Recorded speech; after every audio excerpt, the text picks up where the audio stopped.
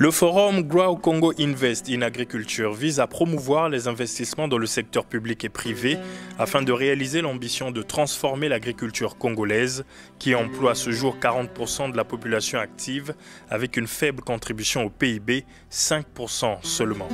Plusieurs délégations ont convergé vers Amsterdam, des officiers et les financiers congolais, mais et surtout des financiers européens, américains et africains intéressés par le développement de l'agriculture.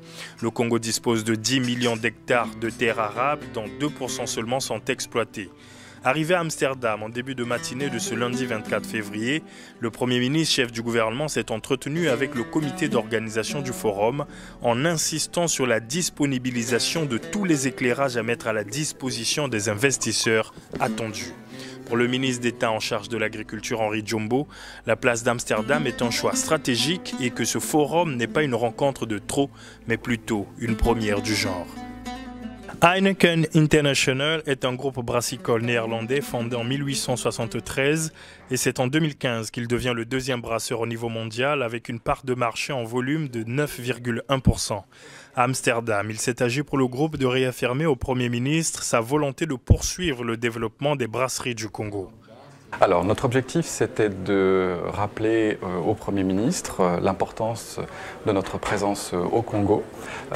Brasco, la brasserie du Congo, c'est une entreprise qui a plus de 50 ans de présence dans le pays. Elle a été créée en 1952 et aujourd'hui, c'est un des acteurs principaux du secteur économique congolais. Avec le cabinet d'avocats Détons, il s'est agi de cerner les contours d'une éventuelle collaboration avec le Congo. Détons compte 10 000 avocats dans 182 bureaux répartis dans 75 pays et présents sur tous les continents. Ce cabinet est spécialisé dans la représentation des gouvernements et des grandes firmes. Détons est un cabinet qui est présent sur tous les continents et pour nous, l'Afrique est une priorité. C'est d'ailleurs le continent le plus prometteur aujourd'hui et l'occasion de Grow Congo, c'est celle de pouvoir se rapprocher du Premier ministre et de ses équipes et de pouvoir nous présenter et nous espérons pouvoir apporter toute notre expertise et aussi notre force de frappe avec tous les clients internationaux et investisseurs que nous pourrions emmener avec nous au Congo. L'attractivité du Congo va sans cesse crescendo et la cadence des audiences accordées par le Premier ministre, chef du gouvernement, en est l'illustration parfaite. La première journée du chef du gouvernement a été close par une entrevue avec Jan van der Worm de la société Damen, qui est un groupe de construction navale d'envergure internationale, entreprise intrinsèquement familiale qui avait signé un protocole d'accord avec le gouvernement congolais en 2014. Venus des quatre coins de l'Europe et en particulier des entreprises privées et publiques hollandaises, ces hommes d'affaires et financiers sont venus découvrir le Congo et ses nombreuses potentialités via ce forum Grow Congo. Le directeur du commerce agricole international et de la sécurité alimentaire auprès du ministère hollandais de l'Agriculture, Michel Van Erkel, était le premier à prendre la parole en faisant une présentation sur le développement agricole aux Pays-Bas. Représentant la Banque mondiale, Jean-Serge Jour a plaidé pour l'amélioration du climat des affaires et d'un dialogue public-privé pour l'amélioration d'une agriculture commerciale. Pour le fidèle FAO, le message est plus direct vis-à-vis des investisseurs. Allez au Congo tout de suite parce que là-bas, le rêve de développer l'agriculture est en train de devenir une réalité. Il ne faut pas sortir aujourd'hui de cet centre sans avoir fait un investissement, sans avoir signé un deal économique de business avec le gouvernement. Alors, la réduction du risque, première question. Les banques commerciales, ils n'investissent pas dans l'agriculture, n'est-ce pas? C'est trop risqué. Il faut changer cette attitude. Les projets sont bien, le changement de l'approche de la structure économique est bien plus efficace. De mon côté, la FAO met à disposition la connaissance technique dans les chaînes de valeur pour changer les choses. Parce que chaque chaîne de valeur a ses spécificités, ces problématiques qui ne sont pas pareilles. Même les opérateurs économiques sont différents dans les différentes chaînes. Le ministre d'État Henri Djombo a quant à lui réaffirmé la volonté du Congo de rechercher des financements adaptés et adéquats et de garantir les conditions nécessaires à l'investissement dans l'agro-pastoral et l'halieutique. Le forum Grow Congo propose une approche holistique basée sur une gouvernance participative et inclusive et la recherche des financements adaptés, des financements adéquats en vue de relever le niveau de l'agriculture congolaise. À cet effet, le patronage du présent événement par M. Clément Mwamba, Premier ministre, chef du gouvernement de la République du Congo, témoigne à suffisance de la volonté de notre pays de garantir les conditions nécessaires à la promotion des investissements dans le secteur agropastoral et halieutique. Prenant la parole, le chef du gouvernement a rappelé à l'assistance que le Congo est à la recherche de performances pour assurer la sécurité alimentaire et nutritionnelle de plus de 5 millions de citoyens vivant au Congo avant de présenter les réformes mises en place. Aujourd'hui, l'État joue un rôle régulateur à la faveur duquel il reste à l'écoute des investisseurs et des entreprises qui sont la sève de l'économie et met en place les instruments de cette régulation pour favoriser la marche en avant des affaires, leur efficacité et leur rentabilité. Pour tout dire, mesdames et messieurs, nous sommes venus à Amsterdam d'abord pour vous présenter les atouts de notre pays et vous assurer de son attractivité, puisque nous sommes tenus de le faire, puisque nous sommes convaincus que le Congo est réellement une terre d'opportunités salvatrices. Oui, nous sommes une véritable terre d'opportunités salvatrices. Nous sommes venus ensuite pour affirmer notre soif de performance dans le secteur agricole, pastoral et halieutique, eu égard aux besoins alimentaires sans cesse croissants de nos populations. Nous sommes venus enfin solliciter vos concours financiers dans l'investissement dans ce secteur afin que le Congo devienne un pays autosuffisant en matière alimentaire et capable de produire des excédents alimentaires destinés à l'exportation comme jadis. La demande alimentaire intérieure et communautaire est potentiellement importante et solvable. Elle représente une opportunité à saisir pour traiter l'urgence alimentaire au Congo et nutritionnelle et engranger des profits.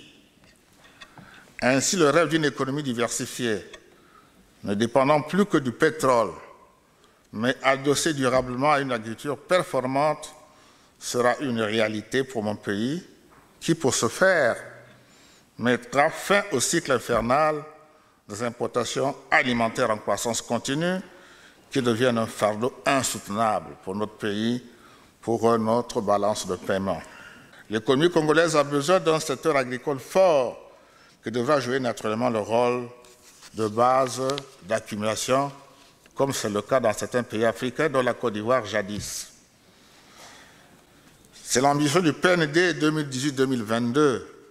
C'est le vœu ardent du peuple congolais dont la population est de plus en plus urbaine et très jeune, on vous l'a dit.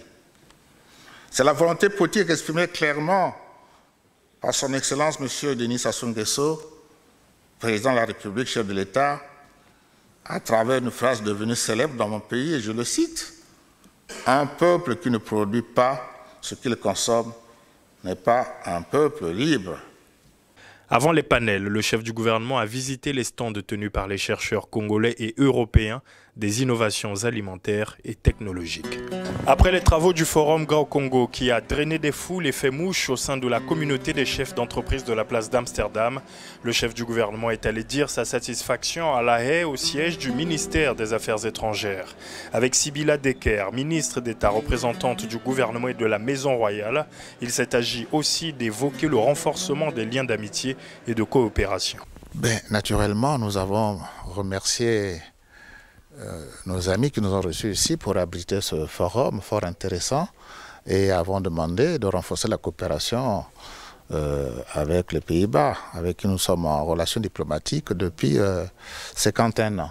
Donc nous avons reçu de Madame la ministre tout à fait des réponses positives où elle entend travailler dans le sens de cette coopération qui mérite d'être renforcée dans les différents domaines, venant spécialement pour l'agriculture.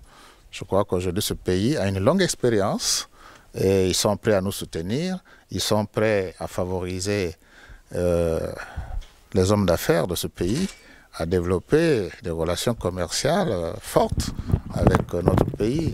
Nous avons également abordé un sujet fort intéressant, celui concernant le dérèglement climatique. Vous savez, c'est un pays leader dans ce domaine qui pose des actes importants au niveau des actions internationales. Nous avons aussi bien sûr évoqué les questions, l'implication des Pays-Bas dans la marche du monde, notamment son implication dans notre sous-région. Vous savez que notre président, le président Denis Sassou Nguesso, est président en exil de la CIRGL. Et là se posent d'énormes problèmes.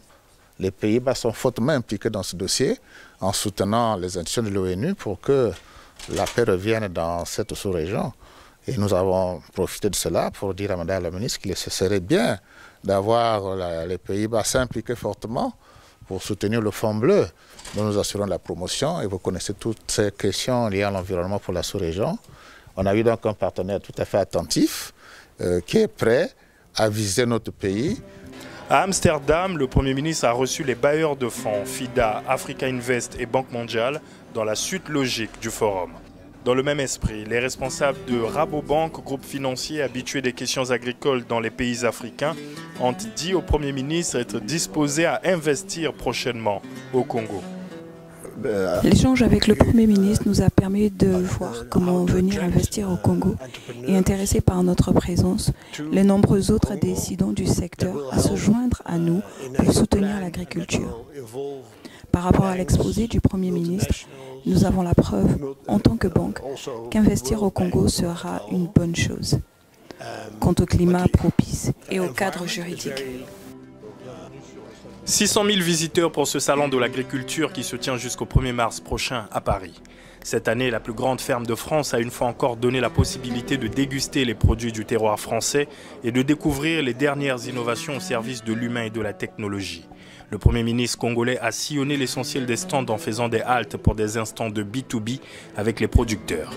Le Salon de Paris est une vitrine et les professionnels en sont conscients. D'autres ayant visité le Congo atteste que l'éclosion du secteur n'est pas impossible. Je pense que c'est absolument indispensable car d'abord c'est un carrefour international, on croise énormément de gens et surtout si on veut faire une étude de marché, plutôt que de l'étudier de manière un petit peu purement commerciale, au moins on a des gens en face de nous, c'est très pratique. Et on a la critique des gens de nos produits, on a les demandes et on peut suivre finalement assez rapidement quelle est la nouvelle demande des citoyens. Aujourd'hui, lorsque l'on fait des produits, on doit intégrer tout ce qui est écologique avec. On nous demande maintenant notre transformation. Avant, on se contentait de consommer les produits. Aujourd'hui, on veut savoir comment ils sont fabriqués.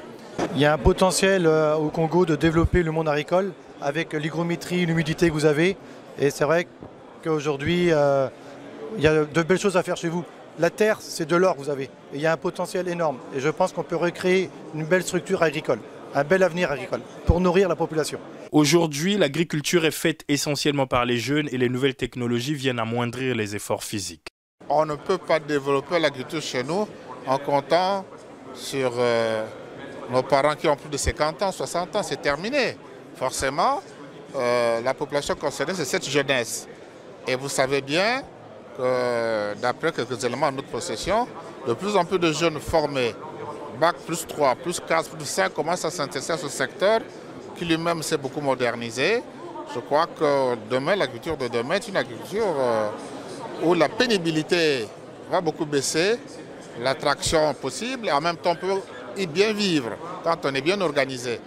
Donc notre rôle c'est d'abord de déverrouiller et il y a beaucoup de verrous qu'il faut déverrouiller et demain je crois que c'est un métier qui va attirer la jeunesse. C'est ceux-là qui sont appelés à produire chez nous. Mais nous avons aussi ouvert notre secteur aux partenaires extérieurs. Vous l'avez vu à Amsterdam, nombreux veulent bien venir développer l'agriculture commerciale. Mais nous avons à faire vivre les Congolais. Pour cela, tout ce qui est culture vivrière, alors que les Congolais déjà s'y intéressent, il faut stimuler ces jeunes gens et ils sont nombreux pour que et le gouvernement et les partenaires puissent vraiment s'y engager. Je crois que le moment est venu d'éviter de faire beaucoup de discours autour de cette question de toucher du terrain. Près de 4000 animaux font la fierté de ce salon qui pourrait être une source d'inspiration pour le Congo. Ça nous inspire beaucoup. Nous avons pu, vous avez vu, qu'on a vu beaucoup d'éleveurs, on a vu beaucoup d'agriculteurs sur les différents secteurs, les différents segments de ce métier. Et en même temps, on a eu quelques conseils pratiques. On a eu également des amis prêts à nous visiter pour à la fois d'abord nous apporter des conseils et demain prendre des options pour investir au Congo.